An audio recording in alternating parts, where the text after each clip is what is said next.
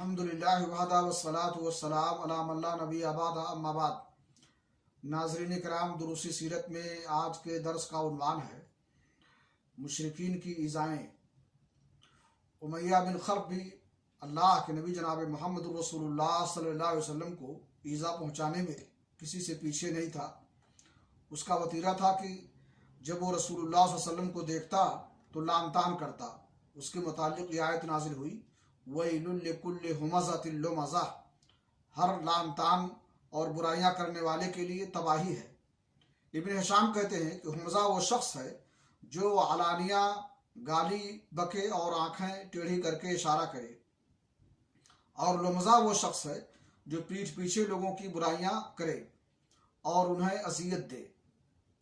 امیہ کا بھائی ابی بن خلف عقبہ بن ابی معیط کا گہرا دوست تھا۔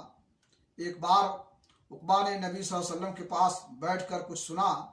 ابی کو معلوم ہوا تو اس نے عقبہ کو سخت سست کہا، عتاب کیا اور اس سے مطالبہ کیا کہ وہ جا کر رسول اللہ صلی اللہ علیہ وسلم کے منہ پر تھوک آئے۔ خود ابی بن خلف نے ایک مرتبہ ایک بوسیدہ ہڈی لا کر توڑی اور ہوا میں پھونک کر رسول اللہ صلی اللہ علیہ وسلم کی طرف اڑا دی۔ اخنس بن شریک ثقفی بھی رسول اللہ صلی اللہ علیہ وسلم کے ساتھ کو ستانے میں کسی سے پیچھے نہیں تھا۔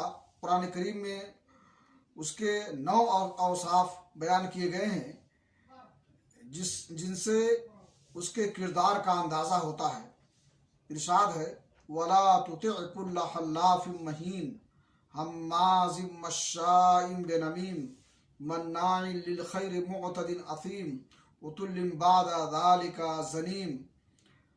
تم بات نہ مانو کسی قسم کھانے والے ذلیل کی جو لعن طعن کرتا ہے، چغلیاں کھاتا ہے، بھلائی سے روکتا ہے، حد درجہ ظالم، بدعمل اور جفاکار، اور اس کے بعد بد اصل بھی ہے۔